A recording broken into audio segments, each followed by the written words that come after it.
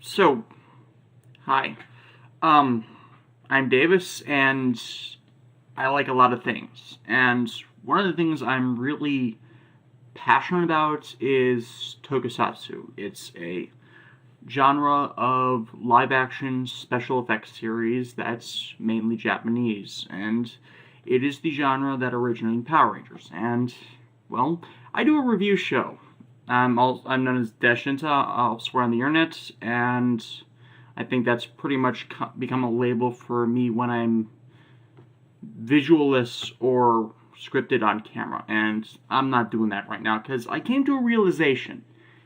With the rotation of what I do on my review show, I only talk about 4 Tokusatsu series a year, and there are about 4 made, not including movies, which technically fall into the genre that I cover. So these are pretty much going to be vlogs of my immediate impressions, and pretty much how I'm going to schedule them is I watch them on Tuesday when I have the time, and well, I'm recording this on Tuesday, so I figure I'll just do them same day I watch them, so you have my immediate thoughts, and then release them on Wednesdays. Bar special occasions like, I don't know, movies. We've got a new Godzilla movie coming out this year, so I'm definitely gonna go see that. Though that makes me wonder how bad it's gonna be, considering all the America fuck yeah that's popular in American theaters that I absolutely despise. I should do something with that. Just some basic questions. You can find me here, and I'll edit that in. Yeah, I'll edit this so it's not so grainy. The camera I'm using has a terrible audio quality. It's nothing I can do about that aside from edit it in my editing program, which is not that good either. So, basic questions. Pretty much I'm going to be covering Kamen Rider and Super Sentai, as those are my staples. I'm not sure of anything else that's running at the moment that fits in the genre.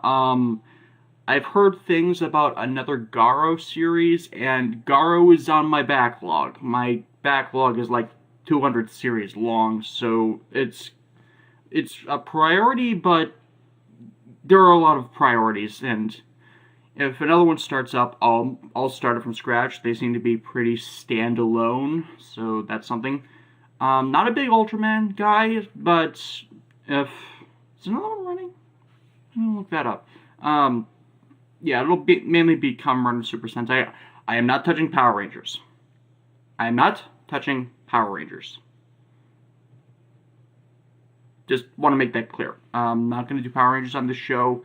I've hated the decline in quality that Saban's done since they brought back the series in 2010. I hated Samurai in 2011 and 2012. Whoever came up with this one season split over 2 years thing, burn in a fire. You have no idea how many series that screwed up in the last few years. Yeah, I hated Megaforce. And first episode of Super Megaforce, I hate that name, has hit in the last week. I hated it. Gokaiger is my favorite Sentai. That's a question you would probably be asking, and I hate what they did to it. So I'm not going to watch anymore. In fact, I've got a bunch of the Gokaiger toys stashed back there, so, which was pretty good foresight on my part, considering Bandai's general decline in toy quality, even though it's actually more expensive for them to do that than just import the goddamn molds. No, seriously, the quality plastic is so cheap that the quality plastic they use in America is so cheap, you could just inject mold to the old toys, and you could sell them at their current prices for pretty much the same down. What drives up costs for their original stuff is the new molds they have to make from scratch, and, well, they're getting more profit out of it than Bandai Japan was, and for smaller toys, which, why? I've been doing this long-running rant against Bandai in my videos on Digimon's role-playing games, and they used to be my favorite company, and I'm going off topic. Not touching Power Rangers. Yes, I've heard of Dino Charge. That is a stupid name. Why is everything in Power Rangers named stupid now? This is where I'm going with this. It's anything I touch about Power Rangers would be me ranting my head off, and I don't like ranting. It's against the purpose, because if you can't tell from the way I talk normally, my thoughts are pretty scattered. It's hard for me to compose an argument, so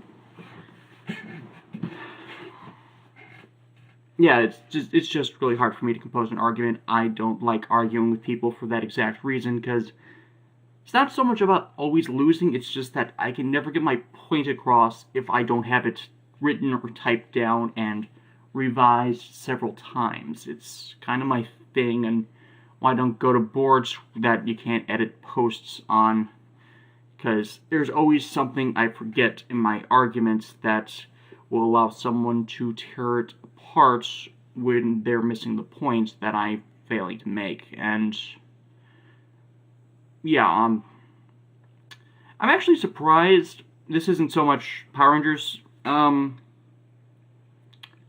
about, but more Super Sentai. I'm actually kind of amused and surprised they skipped Go Busters, and Tokamei Sentai Go Busters was Series 36. Saban is skipping that series for Series 37, Kyoryuger, which just ended, and I'll be talking about that in a minute. And I hate Go Busters more because of the incompetence of the show's producer and production head, Osamu Kaneda. Osamu Kaneda is kind of synonymous with bad tokusatsu. He started with B-Fighter Kabuto, which was a Metal Hero series, and the failings in that series caused the last two Metal Hero series to be really childish, really badly written, and you can pretty much track all the failings back to the decline in quality and Toei's business practices. It's part of what I call the Car Ranger effect, where the company, after a bad series, will make it really... I'm trying to not be insulting while being insulting. Cheesy, lighthearted, inconsistent drivel. It's like SpongeBob in a way, but it's not. And I call it the Car Ranger effect because the first time I really noticed this decline and then swoop back with stupid silliness was with Car Ranger, and I hate Car Ranger. It's kind of accepted to be the worst Super Sentai series ever, and I hate saying that anything is the worst thing of anything, because with Japanese series, even when you're going progressive, it's not the same. It's its own thing. It has its own good qualities and bad qualities. There are things I kind of find funny in Car Ranger, but overall it was bad. And its adaptation, Power Rangers Turbo, one of the worst series, and the second worst series before Saban started its... See, I'm doing it again. Turbo was better than Car Ranger. Yeah. Though, I think Turbo might have not been too bad had Jonathan Zacher not been the sole creative controller for the first half of the series. It got much better when Judd Lin, and that's really the only reason it didn't outright cancel the franchise. And Jonathan Zacher now has creative control of Power Rangers and has had since 2011, 2010. When did they start production on Samurai? Yeah. again, my point of why I'm not talking about Power Rangers, it's just... But there's the thing. Go Busters had potential as an adaptation, because it's hard to go down from bad, I mean, Go Busters, there are fans, but as a series, as a toy line, as an expanding universe thing, it was completely outright a failure. And the storytelling was bad. The acting was bad. The attempts to give a dark setting with lighthearted comedic elements was an outright failure. And there were like 2 instances of good things coming out of it. The commander of the group, his actor, he actually stopped a burglar, or a robber, some kind of criminal, when he was going about his day-to-day stuff, and when he dropped the guy, he did the show's catchphrase, shut down complete, or shut down kanyo. I'm blanking on the exact phrase. And the second thing was Masato Jin, because Jin's actor was a Super Sentai alumni. He played Magi Yellow in Magi Ranger, which was adapted in Power Rangers Mixed Force. And so he's a veteran of the franchise, he's a veteran of the acting style and the stuff, so they got a good performance out of him, and by proxy, his character. Him and Masato Jin and his partner Beat J Stag were the high points in the series, and that's not a lot of high points, because it was mainly based around 3 idiots with indistinct backstories, indistinct powers that were used inconsistently throughout the show, and this arc that got aborted because the show was in a ratings dive. They actually had to rewrite and try to get people back on board with the second half, and I never got what Messiah's plan was. Take over the world. Yeah, there's no motivation behind it. Then you want to understand humanity so you can take over the world, and technically D-Boss was doing that too, but their motivation was I'll get to Kyoryuger in a moment, but Go Busters was just badly conceptualized in practically every angle, and you're free to like what you like. I like a lot of things I probably shouldn't, but I at least have decent reasons for why I say something is bad. And okay, on to what I was trying to get to. Kyoryuger wrapped this week, and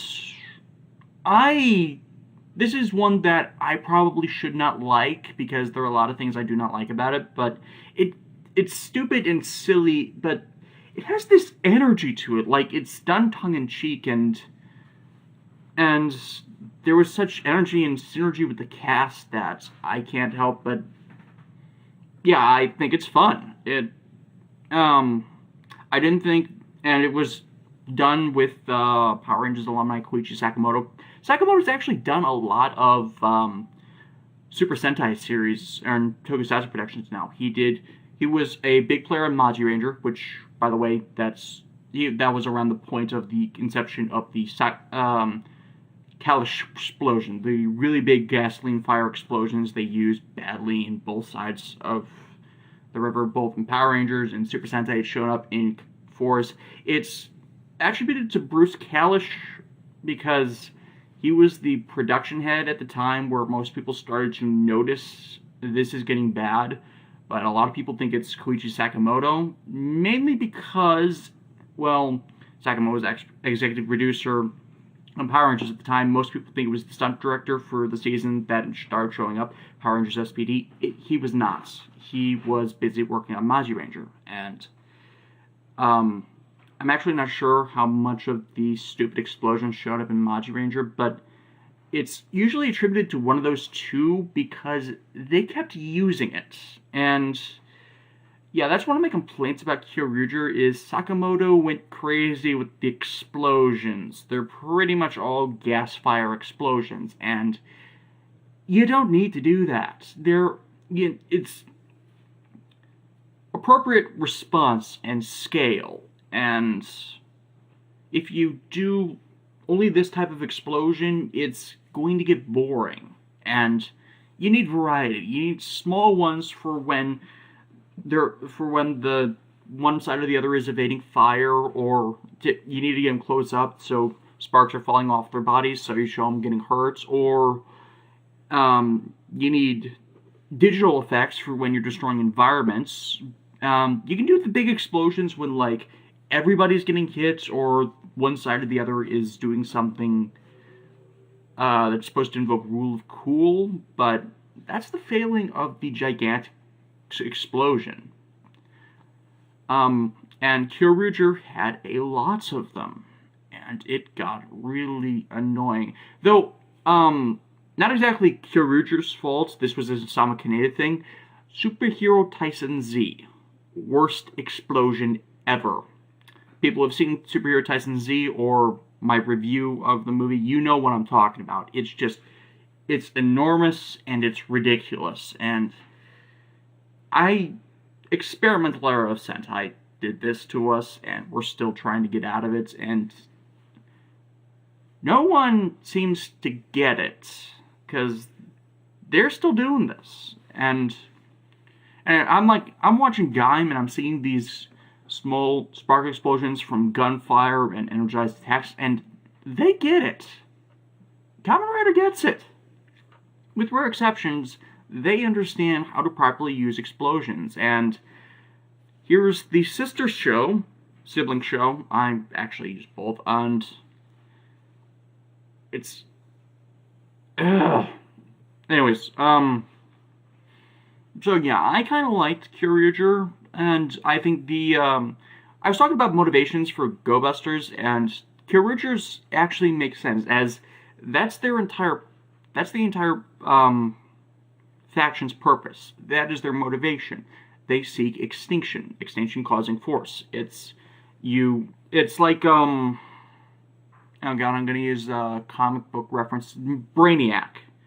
They understand a species, then they destroy it, and so it's making them more complete, and so that they have this essence of this culture, this society, this life form, and then they wipe it out. And that made a good theme, and the way they do the monsters is creating conceptual beings, meaning they're created out of a concept or an object which has been brought into the universe from concept and based off of different emotional wavelengths. And Canderilla and Luckyru were kind of... I'm glad they didn't get killed. There are a number of Sentai villains or bad guys that don't end up getting killed, and I honestly expected them to, but I'm glad they didn't. As, well, Taurine, spoiler for Kyoryuger if you haven't seen, Taurine was a member of D-Boss at one point, and he ancient times, saw what he was doing, fell in love with the existence, and decided to switch sides, and that provided a good moral example for them to move on when D-Boss's forces, mainly the Priest Chaos, really that name? Is it just... I'm bad at naming things, and... Really? Just Chaos?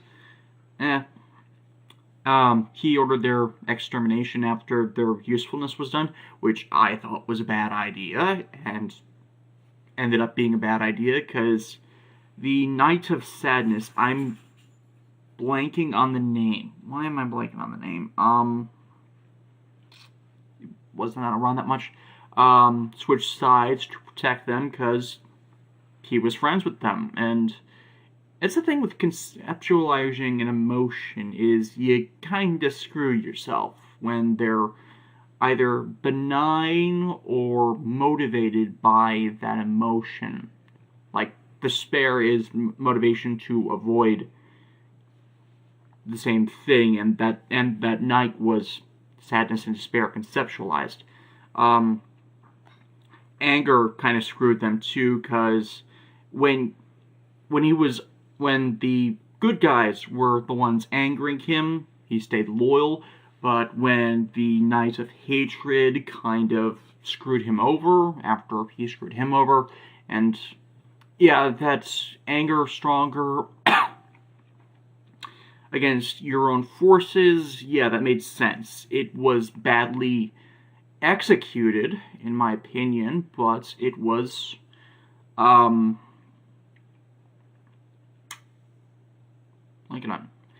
it was badly executed, but it was something you could see coming once they told you about it. It's like you're telegraphing what, not telegraphing, I'm blanking on the exact term. You're telegraphing what you're going to do instead of foreshadowing it, and that's a problem. I liked that there were an inordinate number of Sentai this team, 10, technically 11 Ranger forms, Ranger counts, with one evil Ranger, Death Ryuger. I really liked Death Ryuger.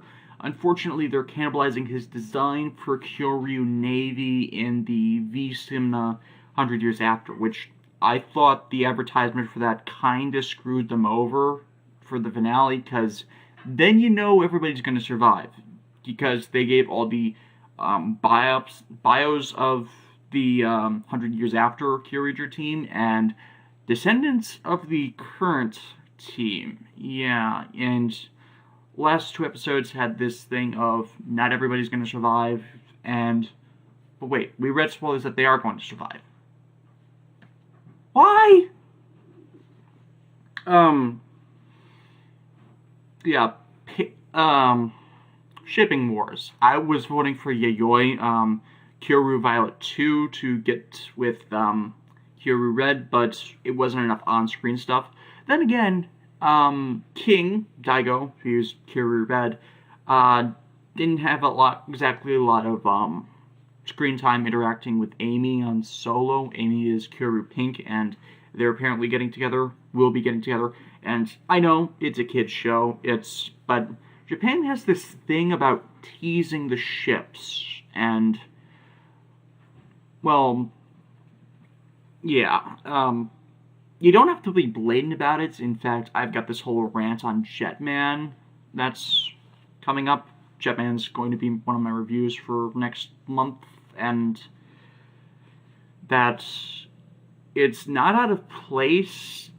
Romance and dating is not out of place in these series. It's just how you use them. And this was not executed well. And it's entertaining, yeah, but it could have been better. And, ending.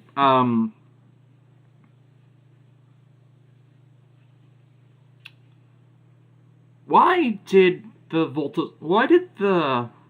Voltosaurs, the Zuden Ryu, dive out to attack the D-Boss's base, the Frozen Palace, which actually looks a lot like Kubia from Dot Hack. I have Dot Hack reviews, you can look it up. It really looks astonishingly like Kubia, and they did this as Daigo Kyoru Red was beating up D-Boss, which actually, D-Boss is the name of the group, and also the Big Bad, who was in stasis for most of the series as he awakens to destroy.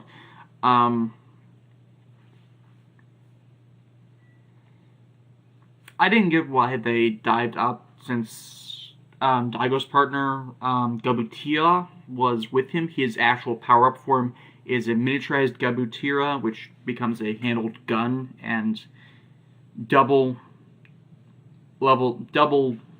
changes him. So he could have just removed the trinket that turns him into a toy and then got in him to escape.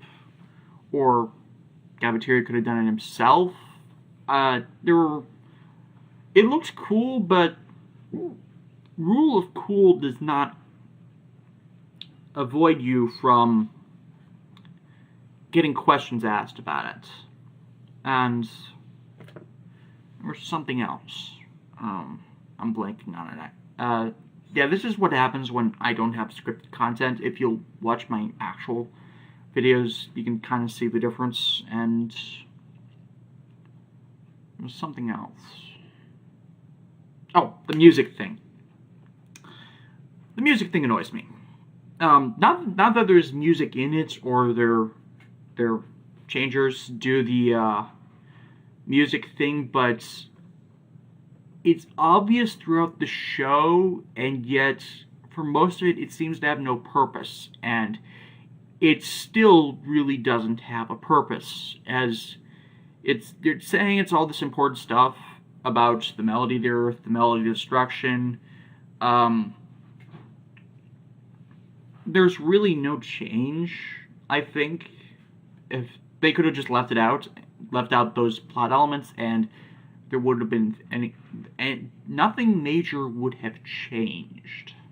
And that's not how you embed a theme or an arc into a story. Yeah, you could still have the music from them, but just had it as a gimmick, and it didn't really change anything, and that's another failing to me. And yeah, I can like something while still tearing it apart. It's in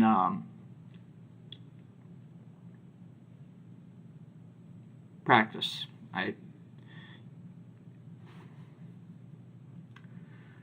And one of the... Okay, this is the really stupid thing that's on my music, on the whole melody of destruction thing. The way he's going to destroy the Earth is with resonance wave. That's pretty much just vibrations, sound waves. It's a real thing based off the conceptualization of solitary waves. He's the bad guy. His final thing is he's going to use the atmosphere as an amplifier to just shoot the bass of bass through the bass. Sound does not travel well. Yeah, it needs air molecules it needs an atmosphere to actually travel, but it has to be ridiculously loud, and even then, sound does not travel far, like a mile or two at most, sometimes more, depending on the frequency, but I have trouble believing it is what I'm saying. It's kind of also my complaint with the world singing the Hymn of the Faith from Final Fantasy X, and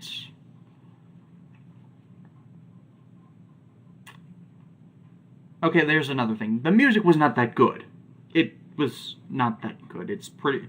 the series' main theme is just a gigantic boast, and it wasn't written that well. I mean, the theme itself, the music to it it's catchy, it's earwormy, but the lyrics were bad. It's like, okay, I'm saying one good thing and then a bad thing about the exact same thing. It's, like I said, I like things even though I shouldn't. I can't say give it a watch, but okay, I can say give it a watch. It's stupid fun. It's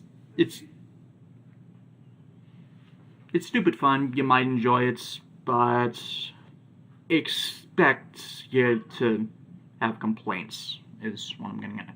On to Gaim. I really hope I can cut that out. I like Gaim. Yeah. I've been avoiding Gaim. I've actually been catching up the last week. I'm pretty much to the end of the Beat Rider saga, and I haven't gotten to the Yggdrasil saga in total. I watched this week's episode. Yeah, I'm liking the complexities there of the growing up theme, except that I noticed something, and I think this is where Gen Urobuchi, aka the Uro Butcher, I'll get back to this.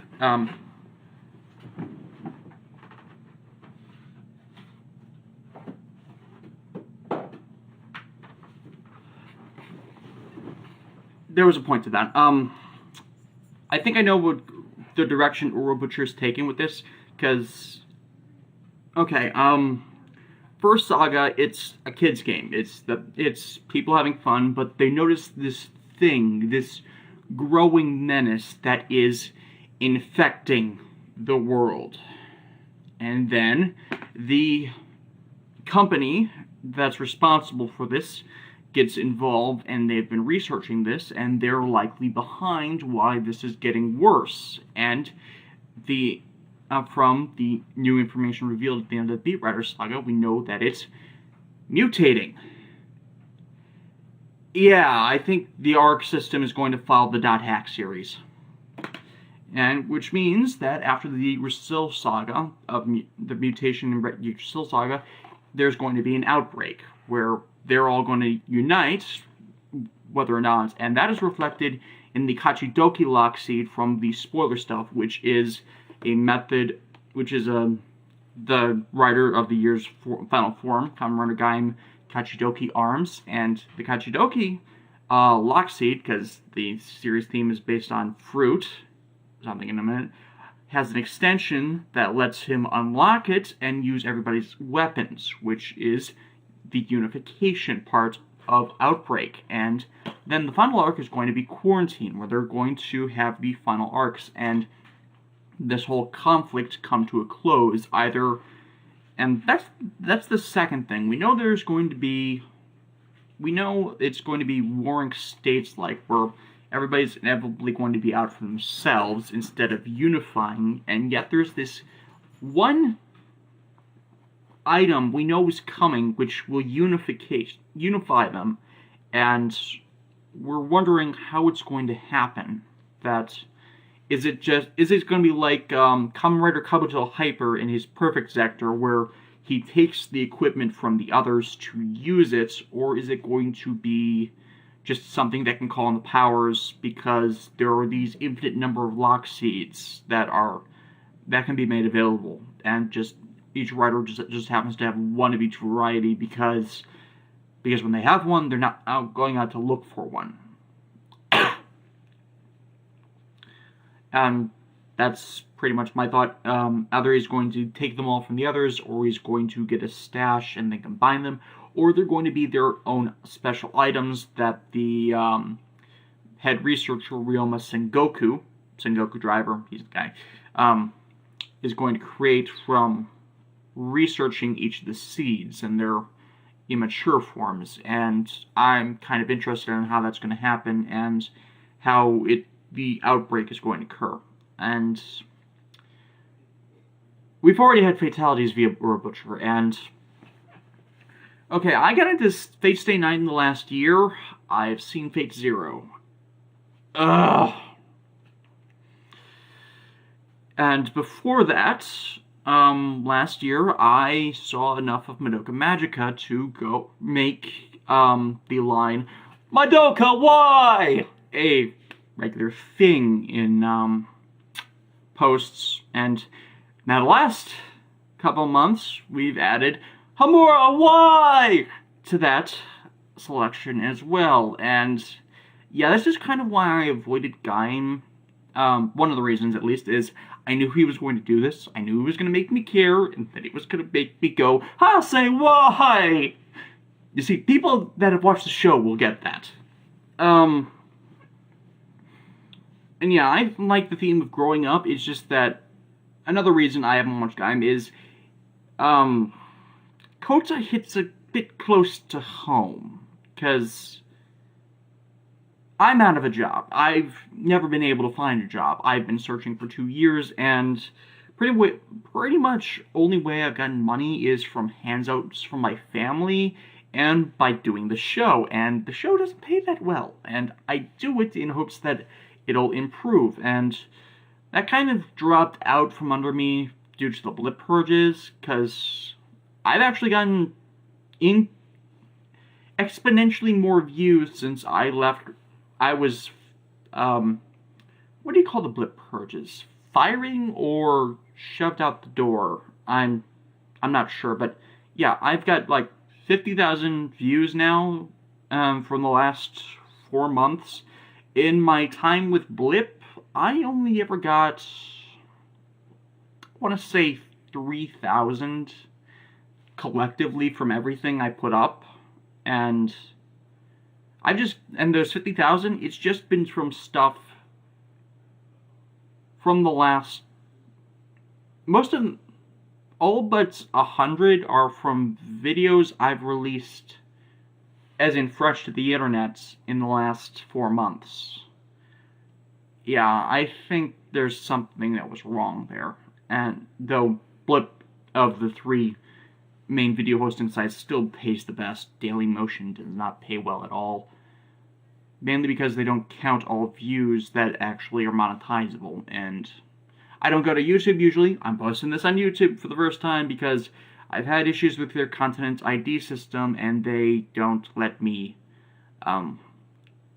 fight the content ID claims. Yeah. YouTube is dicks. And I just want them to know that, because I'll be posting this on YouTube as well. YouTube is dicks to people who are just trying to start up or are forced there from other places, and yeah. So yeah, Coda hits home a bit because I've been job hunting on top of doing this show for the last 2 years, and it is not a good market. I've like hit practically every place in 20 miles of my home, and I've gotten 1 callback in 2 years. 1.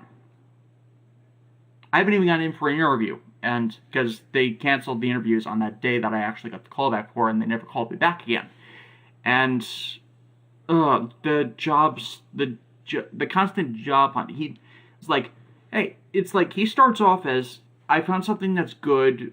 My sister, as in Coda's sister, won't let me keep trying to do that for money because she doesn't think it as a real job, and that's insulting people that are competitive gamers, like professional gamers, and it's out of place to anybody who's either been forced or found themselves good at something that is unconventional, and I really don't like that, and that makes me not like the guy's character, or at least his sister, which is kind of a bitchy personality, but I get where she's coming from, because Japan has a large population of bum layabouts, and unemployed bum layabouts that mooch off their family, and I'm unfortunate. I try not to do that. I'm actually very frugal. Most of what I do craft work. This is a wizard ring I made myself, and it's actually, it fits my fingers. It looks okay, not exactly show accurate, but it's close. In fact, I think the driver on ring, that's the one I perfected. Most of the stuff I put up on my backdrop from my review shelf is either a game I got long before that, when I actually had money to spend, saved to get it, or am I running out of time? No, I'm got it before I got really frugal. Or gifts, and that's I don't spend needlessly, and I think that's kind of, you're trying to do stuff, and you're trying to live, and the current economy, I think that's kind of the thing that Kota is representing, is a kid or a young adult trying to get out and live their lives, and they don't have any options, and that's what I'm taking away from it, as the way the sister Akira, I'm thinking Akira. I blank on names a lot, so I'm going to screw up those. That's why Akira irritates me, but I can also understand where she and Kota are coming from, because they're trying to live, but they can't really start up with this stuff that will provide them an easy means, and she's trying to be she tried to be responsible and not make him reliant on being on this game so it doesn't fall out from under him. But with how the arc went, with how things progressed, that camera died. I'll check the back, but last check back to where I was, but last thing I was on was Gaim has 12 writers, and it's 17 episodes in a movie already, and it's too much too fast for pacing. I mean, this was one of my complaints of Wizard. They crowded, first they had 3 for like 30 episodes, and then they had Mage 1, Mage 2, Mage 3, Sorcerer, Best Production Mage, and it was again crowding all these elements into the end, and then here comes Gaim, and it's crowding all of them into the beginning, and it's not so much worse, but it's not, because it's not worse. They develop enough of each of them, or their characteristics, to qualify them as individual characters, but it's... Okay, Ryuki did something. I've actually not gotten through all of Ryuki or Dragon Knight yet. I'm planning to. It's...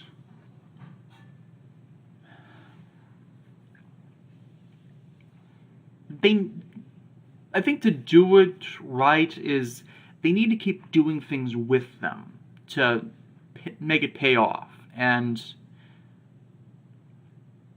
not so much it being about it best forms to fit the situation, because when I first heard that they were doing all of these writers, I thought that, oh, well, the form count will be down this year, and no, it's not. It's, okay, Gaim has orange, strawberry, pineapple, watermelon on occasion, that's 4 already, he can borrow banana, he borrowed banana at least, and then there's the Raimond arms, the Jinba arms, that are going to be color changing between each of the energy lock seeds that make up the second quartet of riders, which are Shinsengetsu, Marika, Sigurd, and Duke, which are pretty much all designed off of archers, and they all share the same weapon, a sonic arrow, which is a bladed, technically crossbow-esque, but as in the arrow block is secured to the base of the bow. And they're more powerful, but they're lacking in variety. They're pretty much just based all off of archers, and it's not bad. I mean, they're individually designed for each of their fruit themes. Melon, peach, lemon, and cherry. Is cherry a fruit? I'm not actually sure on that, because everybody's the fruits, and it's a fruity series. It's ironically appealing, and oh god, the puns. This is what I hated. This is one of the things I hate about. I don't like puns, and aren't you glad I didn't say that?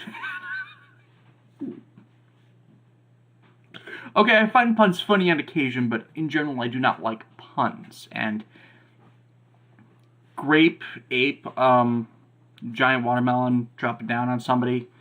They split it apart, and it reforms, and it's all of these things, and it's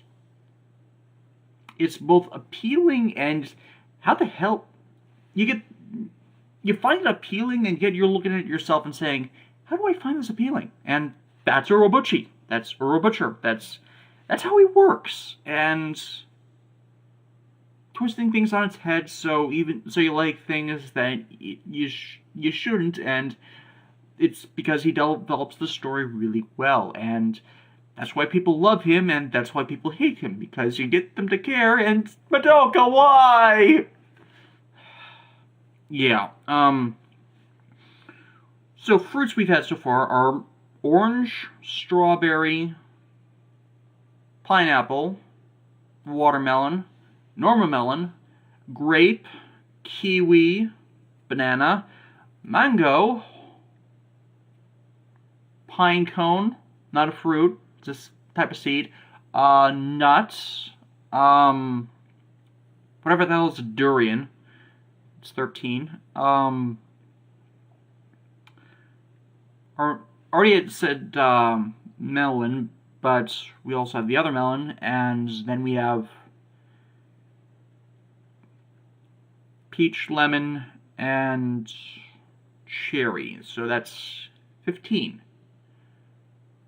15 forms or black seeds of importance, and then there's this sunflower seed thing that's not doing anything. We don't get why yet. It's probably not going to have that good a payoff, and actually it's probably going to have no payoff since there's a toy out for it and it does nothing. It just says the basic invest came in. And that's another thing. He's kind of critiquing games, or at least the popularity of games are serious business anime, like Yu-Gi-Oh! And Cardfight Vanguard and Beyblade, where these games are suddenly these world-changing events. And yeah, it's silly, it's surreal, but at least Yu-Gi-Oh! Had the thing of dark magics to each of their series, or cataclysmic threats that, due to the popularity of this game, can be invoked by it to find their specific wielders. And there's actually one of the things I did like about Yu-Gi-Oh! Zexal about it was that they legitimized the reason for why this is happening, as the universe is based off a code that it takes the form of a card. So the universe's rules in and of itself are propagating this card game system. And that was kind of clever. I hate Zaxel, but that was clever. And that's kind of an explanation. And writer series have their own little suspension of disbelief circle for how all these things come into existence. I'm liking the Tears and Dimensions thing simply because, well, actually, I'm not liking the Tears and Dimensions thing that seems to be going off of Helheim. By the way, a lot of Norse mythology that is kind of lampshaded. Yggdrasil, Helheim, as in hell. There are a few other things, because they're all warriors. All of the writers are warriors, and Warring States period is the Sengoku period. The creator of these belts that turn these kids playing a game into fighters, Sengoku. And it's like they're training for when Ragnarok happens, when the Helheim forest, when hell springs out of the dimension it holds. But the reason I have a problem with it is this. We did the dimension things already with the Kamen Rider. Twice. Crisis from Kamen Rider Black RX, which I reviewed last year, and Kamen Rider Decade. And in Kamen Rider Decade, all dimensions were fusing together. And Decade stopped that. So, well, actually, we don't know how long they've been researching these dimensional tears that are leading into Helheim, so this might be something that resulted from the events of Decade. We don't know how far this stretches back. We just know it's been happening since around 2011 in Kamen Rider terms, and Decade took place in 2009, bit into 2010, so there might be an overlap, and yes, this may be blamable on Decade on this overlap. And Yggdrasil, the company that's researching the Lock Seeds, the Helheim Forest, and all this stuff, may just be making it worse with how these tears in the dimension are coming in, and Helheim Forest, where all this stuff, all these monsters are coming from, are starting to take over. And the big secret of it all is it's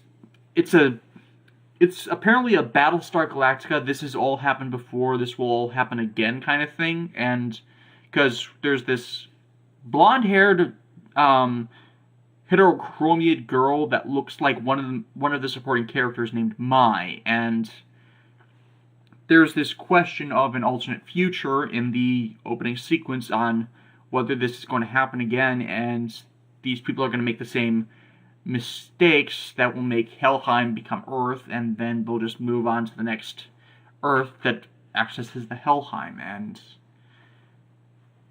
it's weird in that it's both conflicting and supporting the writer Toei continuity thing. And there's something else I wanted to say.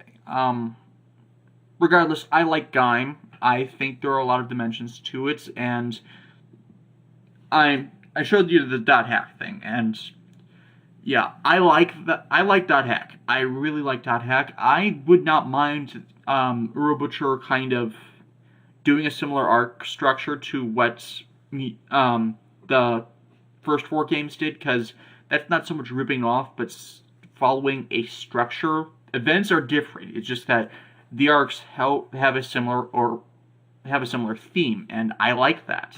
It's nothing is original anymore, is one of my sayings, and it's not so much ripping someone off, but how you do it. That's my complaint about Power Rangers.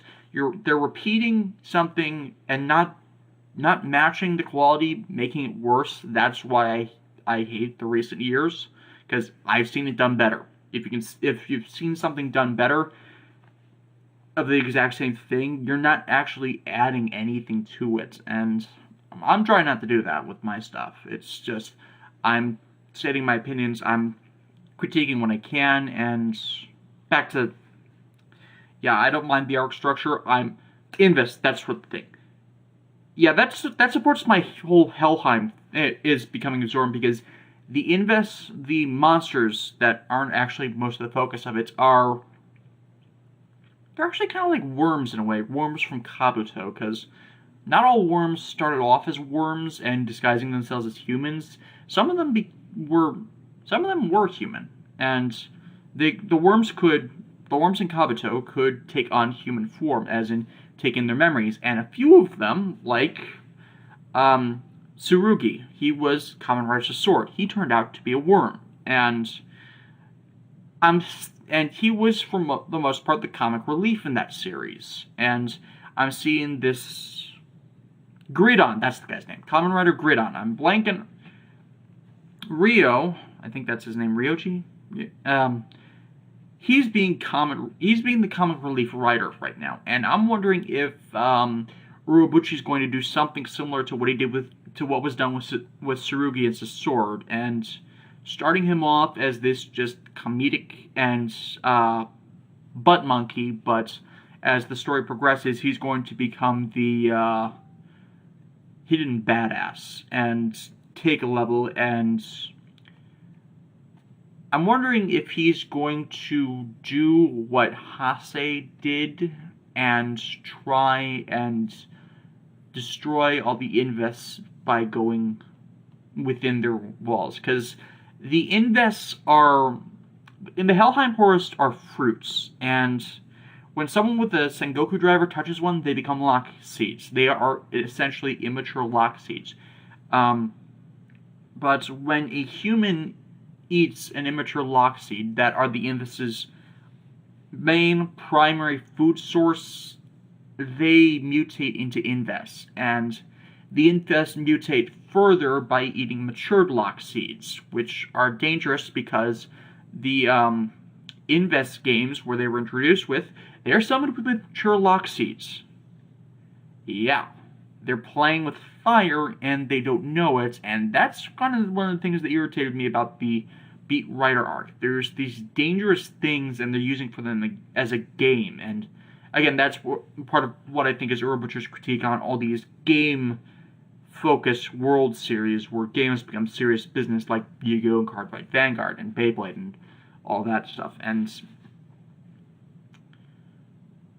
And it's tragic because Hase, end of the Beat Rider saga, he ate an immature Loxie and became an Invis, and that's when things got serious. That's when we had our first Uro-butchery of the series, really. And yet, we had another one. Character for the first episode, Yuya, goes missing, and he turns out to be the second monster Kota kills and destroys, and because he ate one of the seeds, and now that's part of the Yggdrasil arc. You know this, and members of the cast know this, and they're not telling Kota that, as he's still looking for him every time he enters the forest. There's this hope, and the second that hope is lost is when things are going to go bad, and we don't want that because we've seen Uro-Butcher do it before, and yeah, I'm going to start wrapping up. General questions. I'm just going to list my favorites, and I mentioned a few of them. Favorite Sentai is Gokaiger. Worst is definitely Car Ranger. Second and third for worst are Geki Ranger and Go Busters. Favorite Kamen Rider is Kamen Rider O's. Least liked, worst Kamen Rider, in my opinion, emphasis on opinion, is Den-O. I hate Japanese time travel stories. I love time travel stories. I just find ones from Japan have very bad structures to them. And combined with that and the characters of Den-O, I hate the characters of Den-O. I do not hate Takeru Sato. I love Takeru Sato as an actor. He is the main actor of Den-O. I just hate the characters in the show. And that's why it's my least liked writer series. I'm not talking about Power Rangers, but people are going to ask this anyways. My favorite Power Rangers series are, in order, Time Force, In Space, RPM, Dino Thunder, Zeo. Last three get shuffled a bit depending on which one I've seen the most recently. Least liked is Car Ranger from Original Saban, Jungle Fury from Disney era, and the rest of the list is populated by shows from the revival, the Neo Saban era is what I call it, anything from 2011 onwards. To date, I hate them all. I have not seen Metal Hero stuff, as in true Metal Hero stuff, mainly because most of them are not translated or are HK subs translated, which is really bad translations. I've seen Ultraman Tiga, but only the 4Kids dub, so I can't really judge greatly on the Ultraman stuff either. I'm intending to correct that. I've actually heard really good things about Mabius from one of the people I follow on Tumblr, Arctos on Ankh. She's kind of a Ankh fanboy. She also really likes Kotaro Minimi. I like Kotaro Minimi from my reviews. Favorite Showa series is Kamen Rider Black RX. Kamen Rider Black and Kamen Rider Black RX together make up my favorite stretch of Showa Kamen Rider and the Showa series, even though Black RX has a lot of failings. And I forgive them because I liked parts of it, and they reinvented and they had a good arc there. Favorite non-Power Rangers Tokusatsu adaptation for television? Like I said, I have not seen Kamen Rider Dragon Knight, so it's probably Beetleborgs. Worst is definitely Saban's Master Rider. I've talked about that one on my show. It is dreadful. Godzilla is part of this franchise. Genre. Godzilla is part of this genre. My favorite Godzilla movie is a tie between Godzilla vs. Space Godzilla and Godzilla vs. Destroya, the last two of the Heisei movie run. Least liked Godzilla movie is All Monsters Attack. I think that's the one I'm thinking of. It's the one where the kid dreams it and the whole Monster Island stuff, and that one is absolutely dreadful. Although a lot of the early Showa ones are just outright boring. I do not like Godzilla Final Wars, mainly because I have issues with the plots, which I hope we'll go over. And while I'm on the topic the TriStar Godzilla movie is bad. I don't have that high expectations for the new movie that's out this May. Is it out in May still? I'm going to go see it, but I don't have the high expectations. I actually like the TriStar Godzilla movie. I just admit it's definitely a bad movie. Trying to think of anything else Tokusatsu related. I might talk about something that's not strictly Tokusatsu, but an anime or manga adaptation that I just happened to see jumbling around the internet, like the Rurouni Kenshin movie. I counted that as Tokusatsu because it's a movie, a live-action adaptation of something from another source material, and yeah, I'm following the Rurouni Kenshin movie sequel stuff, and I'm tempted to hunt down Death Note because I'm interested in how Death Note worked, but I know enough about it that I want to avoid it, and I'm wondering if the movies did it better. There are some Tokusatsu series on Netflix, not just the Saban stuff. There's actually Japanese imported Tokusatsu movies, a few of them on in the foreign film section of Netflix. Zegapane, I think, is one of them. I kind of recommend you check them out. I've heard rumors of an Akiba Ranger Season 3. I like Akiba Ranger. It's parodying it from the outside perspective instead of parodying the Sentai formula. And I did not like the death ending. Though the Power Rangers parody / tribute episode, Delusional Power, that's probably my favorite episode as it captures parts of what's wrong with adaptations. And though I think it misses the cultural legacy bit, as it's our cultural legacy as much as it is an adaptation of their cultural legacy. So it's as important to us as their shows are to them, and we don't like them being bad either. I'm probably forgetting some other things that are for questions. You can find me on Twitter and on my website, shintasbrainplanet.blogspot.com. If you have any questions, please direct them to either of those locations. I will not be answering questions that are in the comments for these videos. And I'm thinking if I get enough questions, I might just do a Q&A session to end these videos, as I'm bad at naked endings. So, yeah, I think I've talked for long enough for 2 or 3 videos. I'm not going to split them like that, but yeah, I'm Davis. I'm Davis. I'm Shinta elsewhere on the internet, and I'll see you next time. It's time for a Tokusatsu vlog.